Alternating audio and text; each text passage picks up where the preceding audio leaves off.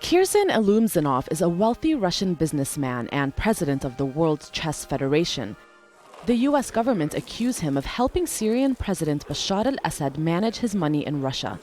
The U.S. Treasury says it has blacklisted Alumzhanov, freezing his assets in the U.S. and banning American citizens from doing business with him.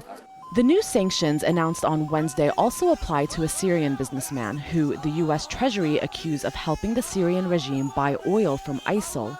Oil has been at the core of how ISIL earns revenue.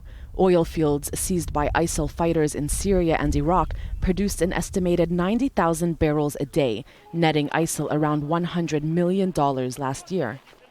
The U.S. government says President Assad has bought oil from ISIL to fuel the Syrian government's military campaign, even though ISIL is his enemy. In a statement, the U.S. Treasury said the Syrian government is responsible for widespread brutality and violence against its own people. The United States will continue targeting the finances of all those enabling Assad to continue inflicting violence on the Syrian people. The U.S. has attempted before to cut off ISIL's supply of cash by bombing the refineries ISIL controls.